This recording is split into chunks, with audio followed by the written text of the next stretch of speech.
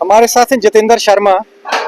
गुहार लगाते रहे, चिल्लाते रहे, लेकिन इनकी प्रॉपर्टी को जिस तरह यहाँ से तोड़ा गया है एक्सप्रेस वे में, और अभी तक क्लेम नहीं दिया गया है।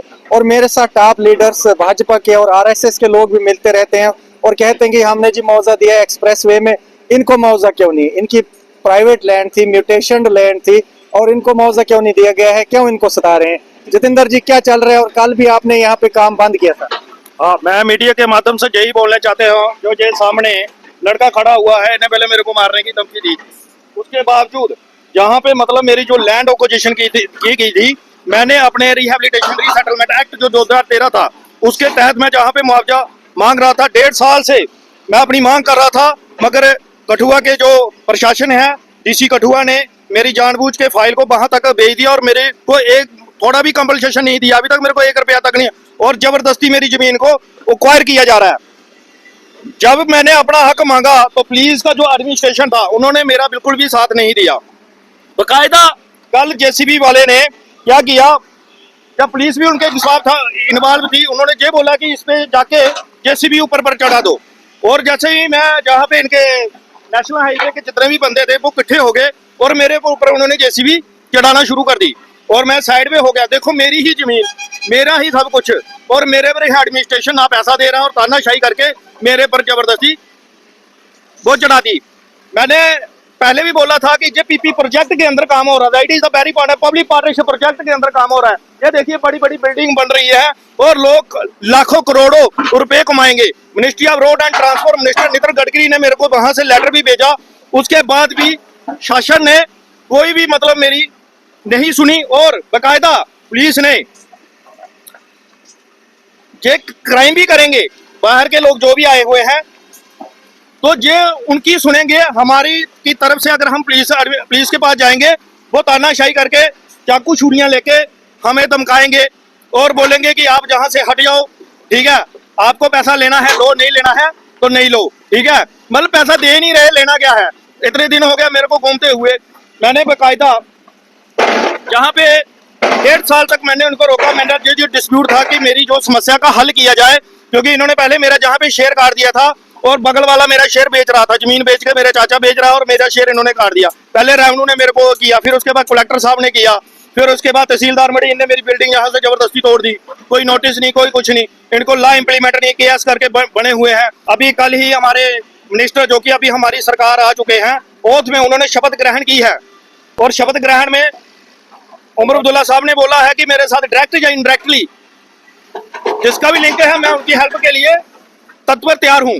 मेरा उमर अब्दुल्ला साहब जो कि अभी हमारे मिनिस्टर बने हुए हैं, उनसे मेरी विनती है कि जिस तरह से कम मेरे का जो कंपनसेशन बनता है वो मेरे को दिया जाए, क्योंकि मेरी ये करोड़ों की जमीन थी, मेरी पूरी जमीन इसमें चल गई है और मेरे पास अभी तक कुछ नहीं बचा है। इसलिए मैं चाहता हूं कि जिस तरह से डीसी कठुआ ने इम्प्लीमेंटेशन नहीं किया था, तो वो ड्यूटी के लायक नहीं है।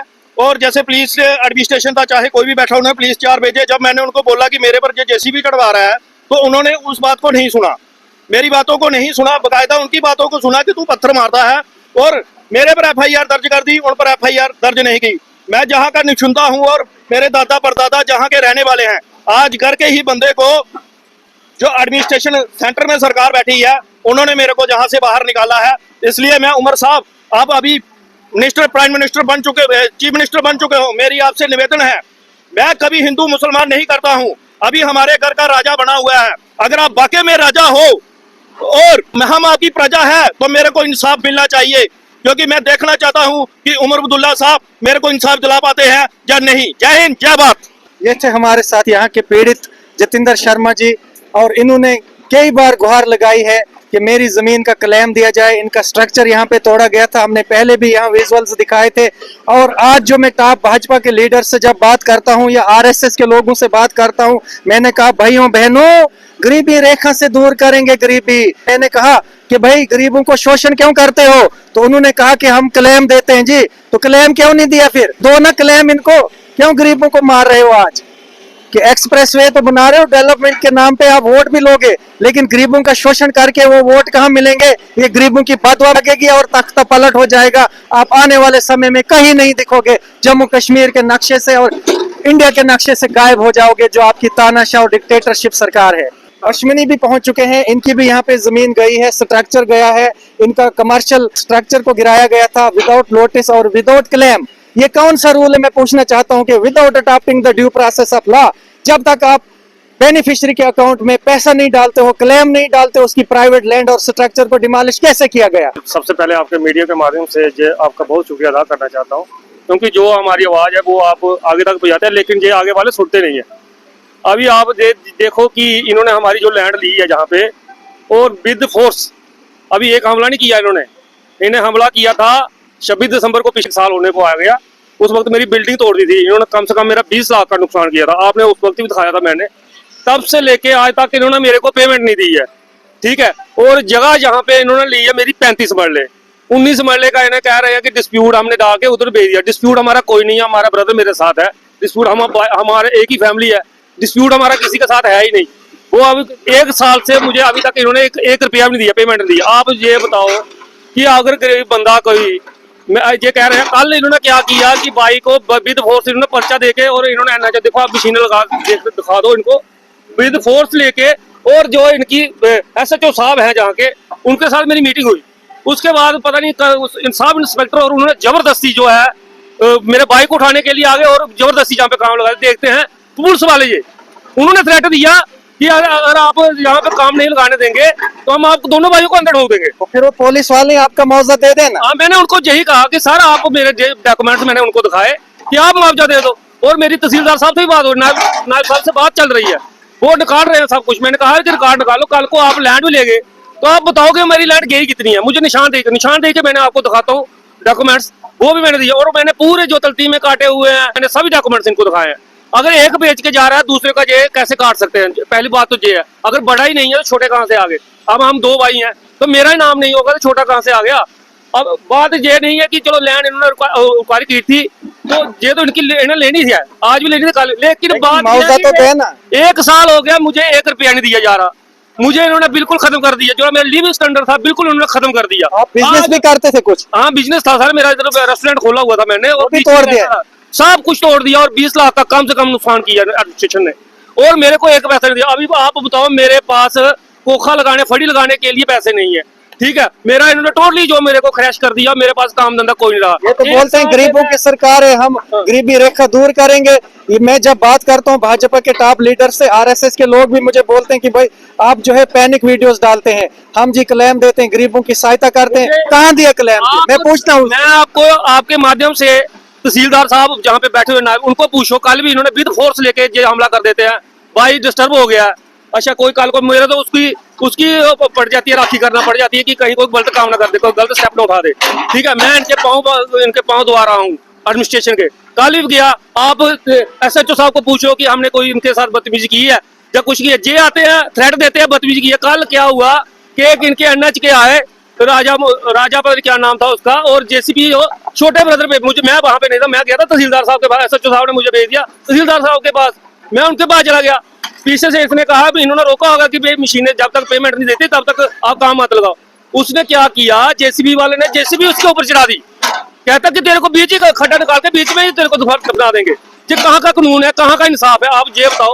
डीसी साहब के पास मैंने सब कुछ दिया हुआ है, उन्होंने उनके पास अथॉरिटी नहीं है पैसे देने की, उजाड़ने की अथॉरिटी है। मुझे उजाड़ा कहीं मुझे सेटल भी करना चाहिए, इनका फर्ज बन रहा था। जब इन्होंने कार्य करनी थी, इनके जो अधिकारी आए थे तब मेरे से इन्होंने लिखवा कर लिया था, आधार कार्ड लेके गए थे। इन्होंने कहा था आपके घर के जो कितने भाई हो आप, 2 भाई, तो मैं आपको भाइयों को नौकरी दी जाएगी, है नौकरी दी जाएगी और पेमेंट दी जाएगी, आप जहाँ पे उठ रहे आपको कोई। मैंने कहा कोई बात नहीं, अगर सरकार का काम चल रहा है तो हमें कोई इतराज नहीं है। और जो इन्होंने पेमेंट बनाई है 3 लाख, आप बता दो, करोड़ों की ज्यादा लेके गए हैं। मेरी जगह कोई और होता था आज तक कोमा में गया, वो ऐसे आत्महत्या कर लेता, लेकिन मैंने फिर भी अपनी जो पेशेंस रखी हुई है आज तक। मैं इतना नहीं हुआ भाई, थोड़ा चल जाता है थोड़ा बाहर आउट ऑफ कंट्रोल, लेकिन मैंने अभी तक रखा हुआ है। मेरे को उन्होंने टोटली जोड़ दिया। अभी ये बताओ कि कहाँ का इंसाफ है? आप कैमरा लगाओ जहाँ पे कम से कम इन्होंने 4 कनाल जगह लेके चले गए हैं, जहाँ पे 35 मरले तो मेरी टोटली गई हुई है। किसी को बंदे को 1 रुपया दिया हो तो बता दो, 1 रुपया नहीं किसी को दिया। अभी बताओ किसके पास जाना है? एडमिनिस्ट्रेशन इनकी है, अच्छा एसएचओ इनकी है, मैंने सभी को दिया। अभी मेरे को कहते हैं कोर्ट में गया, कहते हैं कि आपने पर्चा ये नहीं लगाते इनके खिलाफ, मुझे कहते हैं पर्चा लगाओ। मैंने इनको 4 और रजिस्ट्री करके दी हुई है, डीजी तक दी हुई है, ये एसएचओ एसपी तक नहीं दी है, डीजी तक दी है। उनके जो जहाँ पे बैठे हुए हैं अधिकारी, वो थ्रेट देते हैं आप इनके साथ अड़ रहे हैं, मेरी FIR लगाते, क्योंकि कल उन्होंने भाई के ऊपर जेसीबी अगर कुछ हो जाता मेरे भाई को है तो जे मैं किसको रोता। अगर इनको थोड़ा भी आप वो करते तो मैन हैंडलिंग का केस लगाते। जैसा आप पे तो अटेम्प्ट टू मर्डर था फिर। हाँ, अटेम्प्ट टू मर्डर कर रहे थे, फिर भी मैंने उसको बहुत मुश्किल से समझाया। मैंने तहसीलदार को मौके पे बुला लिया, नायब साहब को, और मैंने कहा मेरे भाई तो यार जगह जहाँ पे रह जाएगा, मेरा भाई कुछ गलत काम ना कर ले, आप खत्म करो यार, पुलिस लेके आ गए हो आप, गुंडागर्दी बढ़ा दिया, पैसा कोई नहीं दिया। फिर भी उसने नायब साहब ने थोड़ी मेरी बात समझी, उन्होंने कहा आज भी कोई बात नहीं हमने, लेकिन आज वे आउट क्या है इसका जनाब? आप साल से चला रहे हैं। हाँ, मैंने वही पूछा, अभी मैं वहां से आ रहा हूँ, पूरे डॉक्यूमेंट्स निकाले हुए, मैं आपको रजिस्ट्री दिखाता हूँ, तलतीम में दिखाता हूँ, एक एक इंतकाल का डॉक्यूमेंट्स दिखाता हूँ आपको। लेकिन ये मेरा, इन्होंने पैसे मेरे क्लेम करना, डिस्प्यूट कोई नहीं, तो पैसे किस वजह से रोके हुए हैं? मैं सिर्फ यही पूछना चाहता हूँ एडमिनिस्ट्रेशन से। हमारी नितिन गडकरी साहब से भी बात हुई, ठीक है, मेरा मसला था कि पैसे बढ़ाने का 3,95,000 रेट लगाया था, मसला था मेरा 3,95,000 रेट जो कनाल का लगाया नेशनल हाईवे पे, एक मरला जगह नहीं मिलती। इन्होंने मुझे बहुत जो बने हुए वो भी नहीं दे रहे अभी। वो तो शोषण कर रहे गरीबों का। शोषण क्या, बिल्कुल खत्म कर दिया मेरे को तो फड़ी लगाने पे मजबूर कर दिया इन्होंने, क्योंकि अभी मैं कुछ नहीं कर सकता इस एज में, 47 एज होगी मेरी। अभी आप बताओ कि 47 के बाद अब मैं क्या कर सकता हूँ इस एज में? अभी इन्होंने मेरे को कोई मेरे को पैसा नहीं दिया कि कहीं मैं और ही कहीं फड़ी लगा दूं।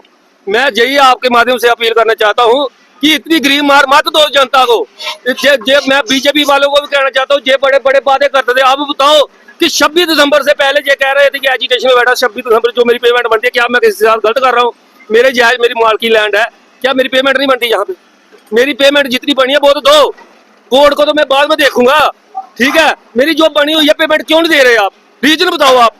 1 साल से अब तक इनके पास रीजन नहीं निकला, कोई सोल्यूशन नहीं निकला, और गुंडागर्दी इन्होंने ऐसी डाली हुई है। देखो कैसे इन्होंने, कल मैंने परमिशन दी, रातों रात इन्होंने देखो फड़ी लगा दी, सिर्फ मेरी परमिशन देने के बाद। अगर भाई हट जाता तो आज ये काम नहीं होना था, लेकिन मैंने कहा यार सब्र करो, हमारी समझ लेंगे, हमारी है ही नहीं लैंड है ये, ठीक है? लेकिन इतनी जाति मत करो कि कोई अपना आप खो जाए और आपके साथ कुछ गलत हो जाए। कल को गलत कर देता भाई, फिर तो कौन जिम्मेवार था इसका? आप ही बताओ कौन जिम्मेवार? मैं ही करने के लिए कुछ गलत काम कर देता तो कौन जिम्मेवार था? लेकिन हमने तो अगर कोई कुछ हो जाता है ऐसी वैसी, बाद में रहता है पछतावे के भैया कुछ नहीं रहता, ठीक है? अगर हम मारते किसी को वो भी खत्म है, जो मारने वाला भी खत्म होता है तो मरने वाला भी खत्म हो जाता है, 2 फैमिली खत्म होती है। गलत की है ना, आप अगर लैंड लिया तो पेमेंट दो भैया, पेमेंट तो दे दो किसी गरीब को। कोई ऐसा इतना मत जुर्म मत करो कि आप किसी को खत्म ही कर दो। मैं आपके मीडिया से यही बात बार बार कहना चाहता हूँ। मेरा आप अभी मैं आपको रिकॉर्ड दिखाऊंगा, आपको मीडिया के सामने पूरे आप इनको दिखाओ, मैं आपको दिखाता हूँ। ये तलतीम में काटे हुए लैंड भी ले गया, पैसा मेरे को कोई नहीं दिया, मैं अभी आपको निकाल के सब कुछ देता हूँ। किसी को भी नहीं दिया यहाँ पे, ये प्रॉपर तलतीमे काटे हुए हैं इनके ही, गवर्नमेंट के जो स्टैंपें लगी हुई है, ठीक है? ये इनकी लैंड है 22 मरले जो इन्होंने सेल की थी। इनके पास 35 मरले थोड़ी सी बची हुई है, बाकी 22 मरले इनकी पूरी ले ली। अच्छा, ये इनके तलतीम में पूरे ये नकलें हैं इनकी। ये आ गई मेरी, जो मेरी है 19 मरले। ये देखो 19 मरले का पूरा मैंने इनसे, जो मैंने रिलीज में बैंक में दी हुई थी, उसी का पूरा तलतीमा काटा हुआ है और रेट डाला हुआ है कि ये आज से 17 में डाला था, 17 में डाला हुआ था, और इनका रेट भी लगाया हुआ है। उस वक्त मैंने गवर्नमेंट रेट जो मैं सिर्फ दुकान का 11 लाख रुपए डाला था रेंट पे देने के लिए, ये रिलीज में दी थी। आज मेरा रेट 3 लाख रुपया हो गया सिर्फ दुकान का, 3 मरले का। आज ये रेट 3 लाख रुपया हो गया। बढ़ता है या घटता है? बढ़ता है या घटता है? वही वो आपकी माध्यम से पूछना चाहता हूँ कि 11 लाख उस वक्त 3 मरले का रेट था, 3 मरले का। अभी 19 मरले का क्या हुआ? ये इन्होंने पटवारी ने रिपोर्ट डाली, आप इनके स्टेप ले लीजिए और पूरा आप दिखाइए। ये मेरी जमाबंदी नकल है, ये मेरे इंतकाल नंबर है, सब कुछ A to Z। ये रहा मेरा इंतकाल। ये कहते हैं कि रिकॉर्ड, अभी मैंने रिकॉर्ड रखा हुआ है, इसी की वजह से मैं बच रहा हूँ। ऐसे तो नाम निशान दे तो इन्होंने मिटा दिया है, अब मैं कल को निशानदेही लेनी होगी तो किसके पास जाऊँगा? इन्होंने नाम निशान मिटा दिया, निशानदेही कौन देगा मेरे को? ये रहा मेरा इंतकाल, ठीक है? ये भी आप देख सकते हो, ठीक है? पूरे नंबर, और ये नहीं है कि ऐसा है, पूरा इंतकाल का। ये मेरे दादा परदादा के ये नाम लिखे हुए हैं, ये मेरा नाम लिखा हुआ है अश्विनी कुमार।